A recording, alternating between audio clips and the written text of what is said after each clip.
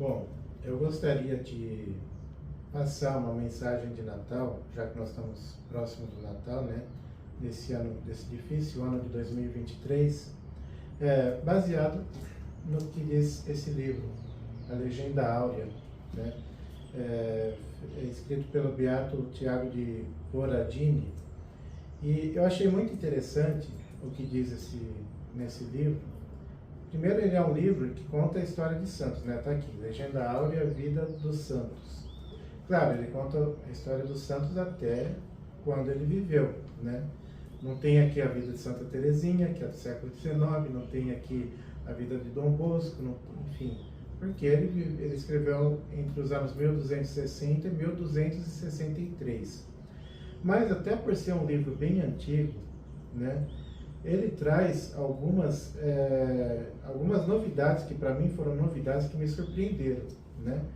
E eu achei muito interessante, por isso que eu gostaria de fazer esse vídeo, lendo essa mensagem que ele passou da Natividade do Nosso Senhor, de 25 de dezembro, né? Trazendo informações que realmente me surpreenderam, eu tenho quase certeza que vai surpreender a quem ouvir o que ele está falando nesse relato aqui, né? Então vamos começar. Primeiro ele começa falando daquela história que todo mundo sabe, né? Do recenseamento que teve no Império Romano, que São José precisou sair de Nazaré com Nossa Senhora para ir até Belém, né? Então eu vou pular um pouco esse trechinho inicial e vou começar por aqui. Então, por isso José, que era da linhagem de Davi, partiu de Nazaré para Belém. Mas como o tempo de Maria dar à luz estava iminente, e ele não sabia quando regressaria, tomou-a consigo e levou-a para Belém, pois não queria que o tesouro que Deus lhe confiara ficasse em mãos estranhas, preferindo velar cuidadosamente por ele. São José é sempre o custódio, né, da Sagrada Família. Então, ele não ia deixar Nossa Senhora para ter o filho sozinha com qualquer pessoa, não. Ele preferiu levar ela com ele como grande custódio que foi, o protetor de Nossa Senhora, né? Mesmo sabendo que ela poderia dar à luz, né? Para poder protegê-la, né? Esse é o grande São José. Então, continuando. Ao aproximar-se de Belém, como testemunhou o irmão Bartolomeu na sua compilação e se concluiu o livro da infância do Salvador, a Virgem viu que uma parte do povo estava alegre e a outra sofria. Um anjo então explicou-lhe: a parte do povo que está alegre é o povo pagão, que receberá a bênção eterna na descendência de Abraão. A parte que sofre é o povo judeu, que merecidamente é rejeitado por Deus. Olha, quem está falando aqui é o livro, não sou eu, tá? Quando chegaram a Belém, como eram pobres e já todas as hospedarias estavam ocupadas pelos que haviam chegado antes, não puderam encontrar alojamento. Instalaram-se por isso no logradouro público, como diz a história eclesiástica, que tinham coberto entre duas casas, onde, segundo parece, os cidadãos conversavam e se reuniam nos dias de descanso ou quando fazia mau tempo. É provável que José aí tivesse feito uma manjedoura para o boi e para o burro, ou que os camponeses, quando iam à feira, prendessem ali os seus animais, havendo, portanto, lá uma manjedoura. Pelo meio da noite do dia do Senhor, a bem-aventurada Virgem ali deu à luz o seu filho, deitando-o na manjedoura sobre o feno. E segundo a versão da história eclesiástica, este feno foi depois levado para Roma por Santa Helena, porque o boi e o burro não quiseram comê-lo, certo? Provavelmente está hoje na igreja de Santa Maria Maior, lá em Roma, né? Deve, entretanto, notar-se que o nascimento de Cristo foi miraculoso, como se prova de muitos modos e com muitas vantagens, da parte de quem o gerou, da parte dele que foi gerado e do modo como foi gerado. Da parte de quem o gerou, foi virgem antes e depois do parto. Mostra-se de 5 modos que permaneceu virgem depois de dar à luz. Primeiro, pelo profeta Isaías, capítulo 7. eis que uma virgem conceberá e dará à luz. Segundo, pelo símbolo da vara de Arão, que floresceu sem qualquer intervenção humana, e pelo símbolo da porta de Ezequiel, que sempre permaneceu fechada. Terceiro, pelo seu guarda, José, porque ele a guardou, sendo por isso testemunha da sua virgindade. Quarto, pela experiência, porque, como se diz na compilação de Bartolomeu, e parece poder concluir-se do livro da infância do Salvador, José não duvidava de que aquele que ia nascer da Virgem era Deus, mas seguiu o costume de sua terra e chamou duas parteiras, Zebel e Salomé. Está aqui uma informação que eu jamais tinha ouvido falar, que São José teria chamado duas parteiras para acompanhar o parto de Nossa Senhora, né? Depois, Zebel observou e, vendo que estava virgem, exclamou que uma virgem tinha dado à luz. Mas como Salomé não acreditasse e quisesse comprová-lo, logo ficou com a mão mirrada. Apareceu-lhe então um anjo que lhe mandou tocar no menino e imediatamente ficou curada. Quinto, pela evidência do milagre. Como testemunha o Papa Inocêncio III, houve paz em Roma durante 12 anos. Por isso os romanos construíram um belíssimo templo da paz para lá colocarem uma estátua de Rômulo. Aos que consultaram Apolo para saber por quanto tempo duraria, foi dito, até que uma virgem desse à luz. Ouvindo isto, disseram, portanto, vai durar eternamente. Lógico, quem ia imaginar que uma virgem ia dar à luz? Então, deve durar eternamente, certo? Porque achavam impossível que em tempo algum uma virgem desse à luz. Por conseguinte, gravaram esse título nas portas do templo, Templo Eterno da Paz. Mas, na própria noite em que a Virgem deu à luz, o templo ruiu até os alicerces, e no seu lugar está agora a igreja de Santa Maria Nova. Segundo, foi miraculoso da parte do gerado. Então, primeiro ele falou da parte de quem gerou, foi Nossa Senhora, agora da parte do gerado. De fato, como diz São Bernardo, reuniram-se na mesma pessoa o Eterno, o Antigo e o Novo. O Eterno é a divindade, o Antigo é a carne transmitida desde Adão, e o Novo é a alma recriada. Aliás, segundo o mesmo autor, Deus fez hoje 3 misturas, 3 obras tão admiravelmente singulares que nunca haviam sido feitas nem nunca voltarão a sê-la. De fato, juntaram-se Deus e o homem, a mãe e a virgem, a fé e o coração do homem. A primeira é admirabilíssima, porque se uniram o lodo e Deus, a majestade e a fraqueza, a imensa vileza e a imensa sublimidade, pois de fato nada mais há sublime do que Deus, e nada mais vil do que o lodo.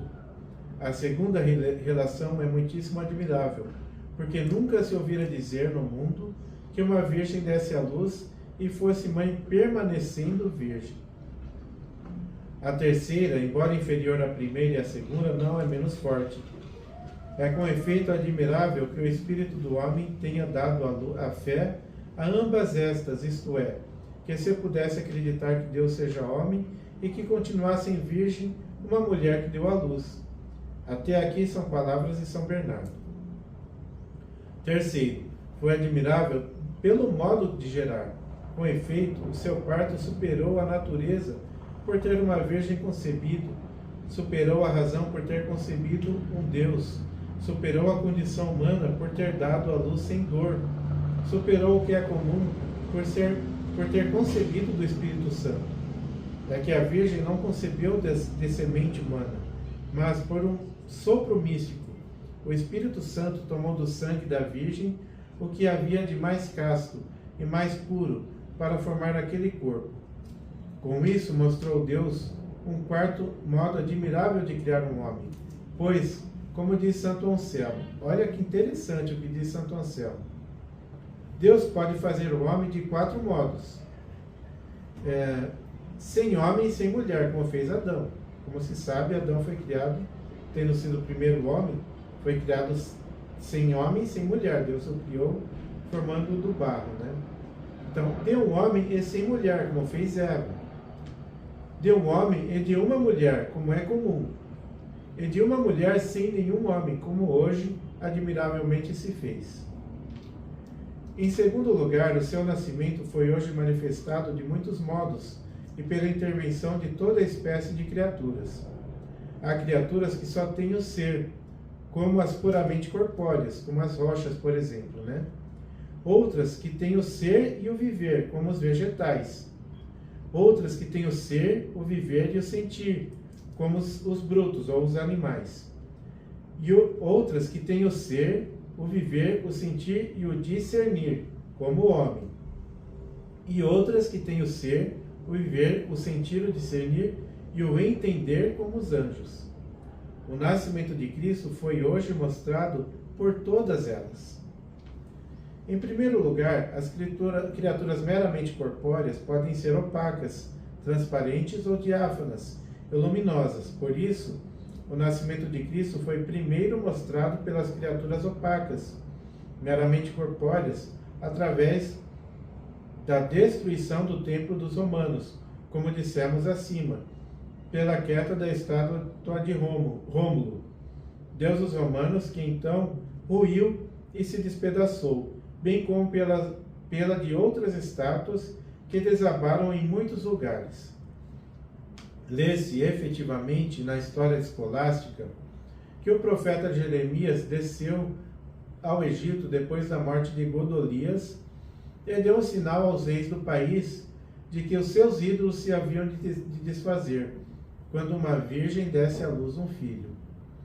Por isso, os sacerdotes dos ídolos colocaram no lugar secreto do templo a estátua de uma virgem com um menino no seio e lá a adoravam.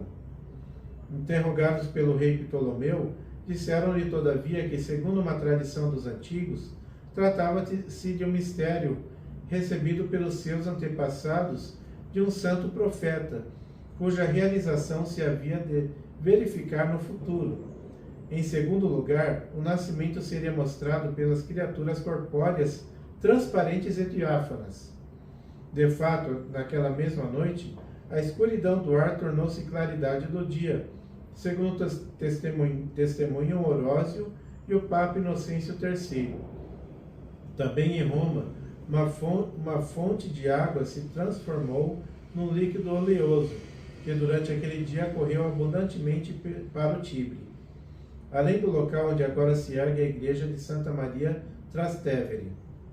Com efeito, a Sibila tinha profetizado que quando brotasse uma fonte de óleo, nasceria o Salvador. Em terceiro lugar, as criaturas corpóreas luminosas, como os anjos, os corpos celestes, também o anunciariam. Naquele dia do nascimento, segundo algumas versões de que fala São João Crisóstomo, quando os magos oravam no cimo de um monte, apareceu-lhes uma estrela com a forma de um menino, muito belo, em cuja cabeça resplandecia uma cruz, que lhes disse que fossem à Judéia, porque lá encontrariam um menino recém-nascido. Também nesse dia apareceram 3 sóis no Oriente que lentamente se transformaram num sol, significando isto de modo de todo orbe iria conhecer que Deus é o uno e trino, ou que tinha nascido aquele a quem se reuniram 3 substâncias, isto é, a alma, a carne e a divindade. Contudo, disse na história escolástica que os 3 sóis não apareceram naquele dia do nascimento, mas algum tempo antes, ou seja, depois da morte de Júlio César, versão que também Eusébio segue na sua crônica.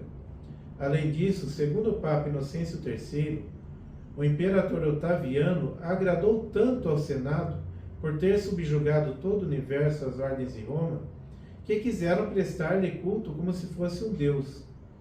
No entanto, o prudente imperador, tendo a consciência de que era mortal, não quis usurpar o título da imortalidade. Por instância dos senadores, mandou chamar a profetisa Sibila para, mediante os seus oráculos, saber se havia de nascer no mundo alguém maior do que ele. Ora, isto passava-se no dia do nascimento de Nosso Senhor Jesus Cristo, e estando a Sibila nos aposentos privados do imperador, a consultar os oráculos, cerca de meio-dia apareceu um círculo de ouro à volta do sol, e no meio do círculo uma virgem belíssima, de pé sobre o altar, com um menino no colo.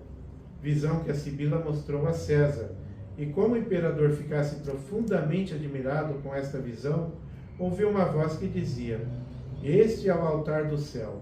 Ao que Sibila acrescentou: "Este menino é maior do que tu, deves por isso adorá-lo."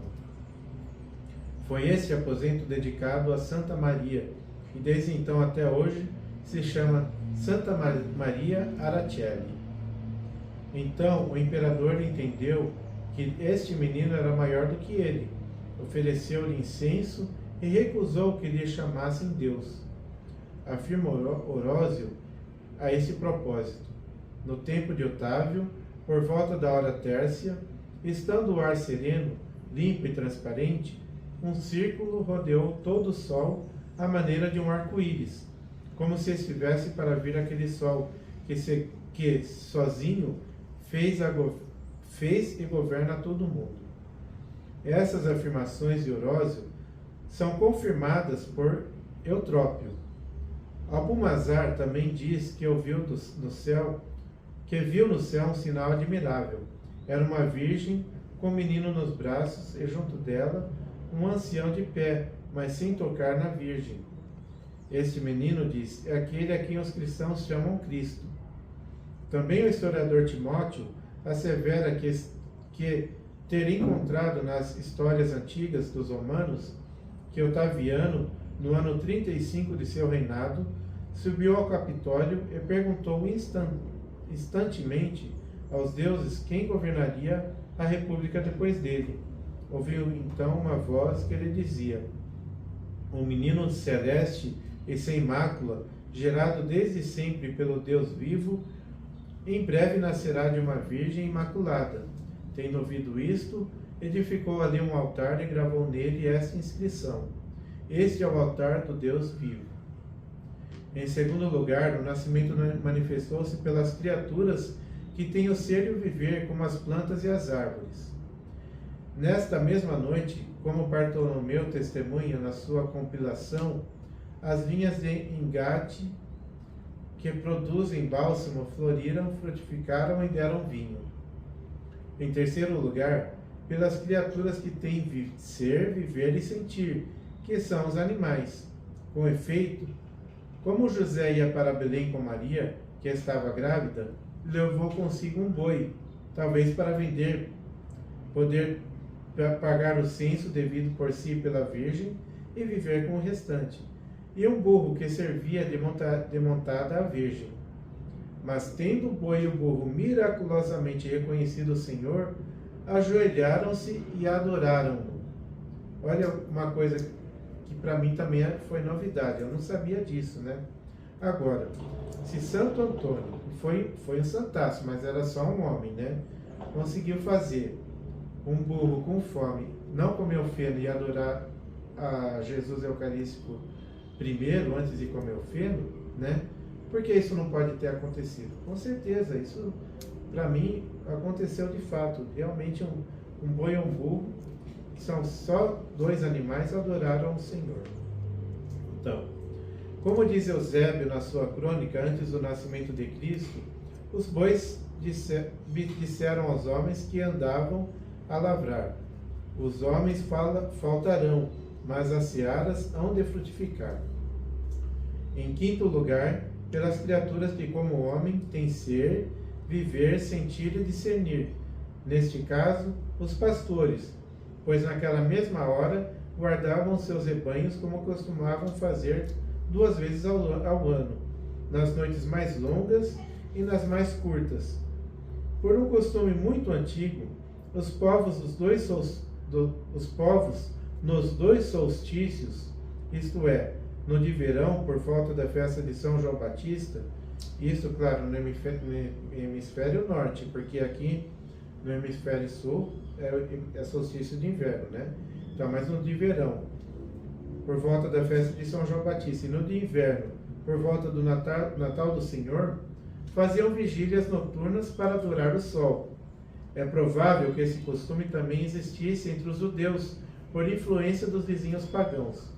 Portanto, o anjo do Senhor apareceu-lhes e anunciou que o Salvador tinha nascido, e deu-lhes um sinal que o encontraram. Depois juntou-se numa multidão de anjos que dizia: Glória a Deus no mais alto dos céus. Os pastores foram e encontraram tudo como o anjo tinha dito. Também se manifestou através de César Augusto, que ordenou que ninguém ousasse chamar-lhe Senhor, como testemunha Eurósio. Possivelmente, quando teve aquela visão à volta do sol e soube do desabamento do templo e da fonte de óleo, percebeu que nascera no mundo alguém maior do que ele, não querendo por isso que lhe chamassem Deus nem Senhor. Também se lê numas crônicas que, quando se aproximava o dia do nascimento de Cristo, Otávio mandou que se fizessem entradas através do mundo e se perdoassem todas as dívidas aos romanos. Manifestou-se ainda através dos... Olha que interessante, isso muito importante falar hoje, tá? É uma coisa hoje polêmica, não deveria ser, mas é o que está sendo dito aqui. Então, olha, manifestou-se através dos sodomitas. Eu acho que todo mundo sabe o que é um sodomita, eu não preciso explicar aqui. Se alguém eventualmente não souber, procura no dicionário. Então tá. Manifestou-se através dos sodomitas, porque nessa noite todos morreram, como afirma São Jerônimo, ao comentar o passo que diz: nasceu para eles uma luz tão grande que matou quantos praticavam aquele vício. Então está dizendo aqui, todos os sodomitas do mundo morreram naquela noite. Cristo fez isso para erradicar da natureza humana que assumira uma impureza tão torpe. Então, olha o que diz aqui, essa natureza tão torpe que Cristo quis que todos morressem quando ele tivesse que nascer. De fato, como diz Santo Agostinho, Deus, ao ver que na natureza humana havia o vício contra a natureza, quase desistiu de encarnar. Olha que interessante, isso que está dizendo aqui, o livro Legenda Áurea. Esse pecado é tão torpe, tão impuro, tão nojento, tão vil, que Jesus quase não encarnou por causa desse pecado. E Jesus, para poder se encarnar, matou todos eles. Agora, isso é fácil de entender. Se Deus dizimou Sodoma e Gomorra por causa desse pecado, certo? Se Deus, uma vez, dizimou praticamente toda a humanidade com o dilúvio, ele não poderia ter feito isso para que ele pudesse se encarnar nesse mundo, que esse pecado vil pudesse não existir, pelo menos enquanto ele se encarnasse, né? E é por isso que diz aqui, eu estou aqui com o Catecismo de São Pio X, né? Diz aqui, no ponto 25, os 4 pecados que clamam vingança diante de Deus, né? O primeiro, homicídio voluntário, e o segundo é esse, pecado impuro contra a natureza. Depois tem os outros dois, né? A opressão dos pobres e desfraudar o salário dos operários, tá? Então, os 4 pecados que clamam vingança diante de Deus.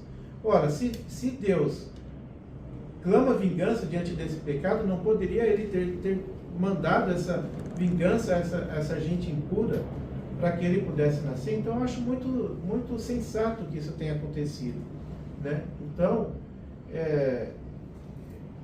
imagina se ele fosse fazer isso hoje, né? Se Jesus fosse se encarnar hoje, ele fosse matar todo mundo que comete esse pecado. Então, continuando. Em quinto lugar. E outra coisa, né? Tem gente até dentro da igreja que quer abençoar esse pecado. Meu Deus, como pode alguém se dizer católico e falar que tudo bem abençoar um pecado dessa natureza? Mas vamos seguindo, né? Então aqui, em quinto lugar, pelas criaturas que, como os anjos, têm ser, viver, sentir, discernir e entender.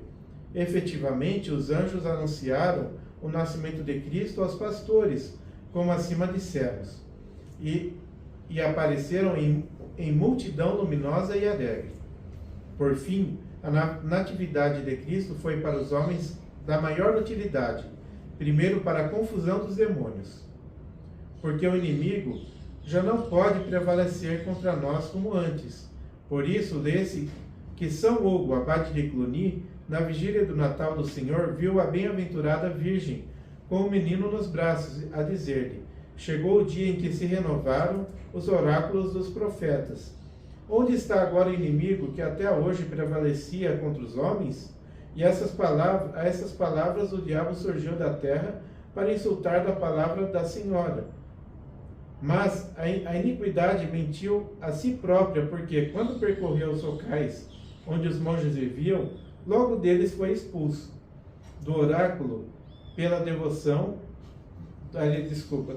do oratório pela devoção, do refeitório pela leitura.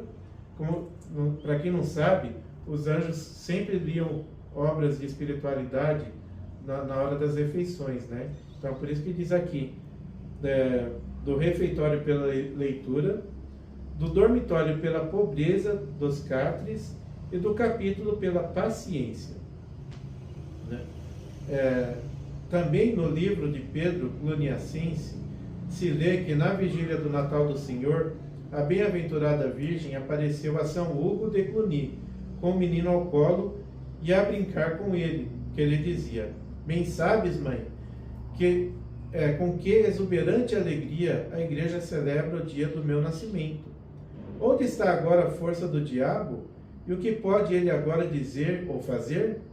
Então, parecia que o diabo surgia do antro e dizia: mesmo que eu não possa entrar na igreja onde se cantam os teus louvores, entrarei no capítulo, no dormitório e no refeitório.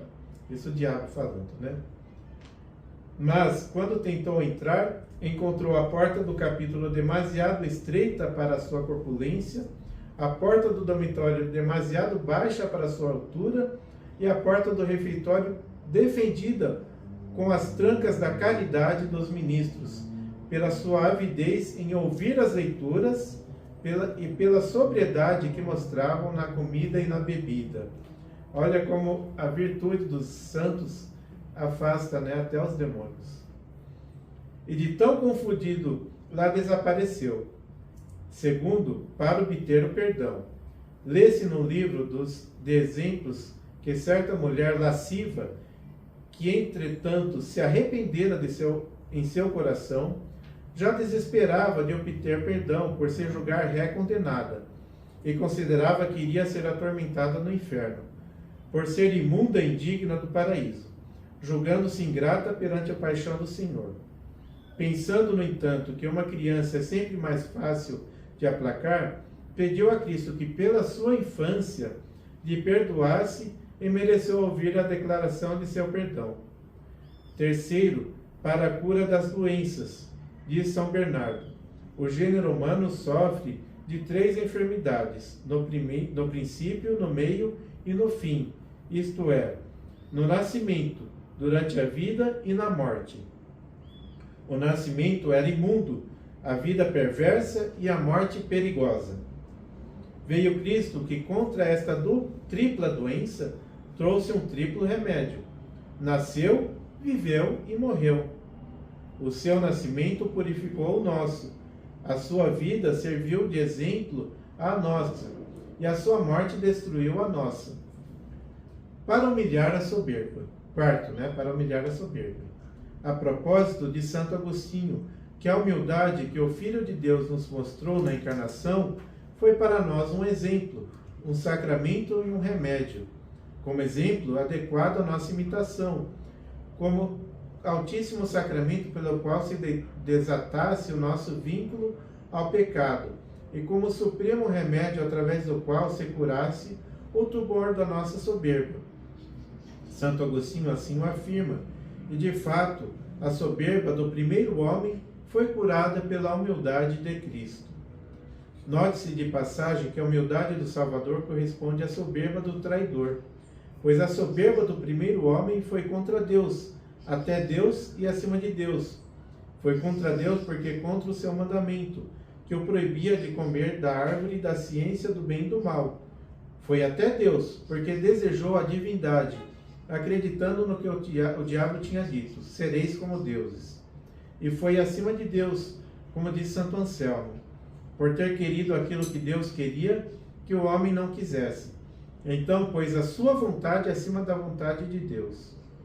Mas, segundo São João Damasceno, o Filho de Deus humilhou-se não contra os homens, mas pelos homens, até os homens e acima dos homens. Pelos homens, porque fez para seu benefício e salvação.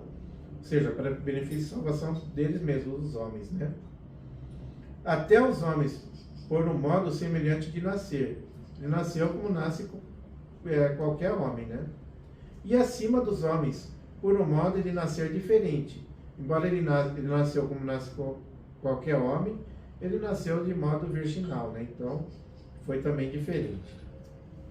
Efetivamente, o seu nascimento não só foi semelhante ao nosso em algumas coisas, pois nasceu de uma mulher e pela mesma porta de propagação, mas também teve, em relação ao nosso, algumas diferenças.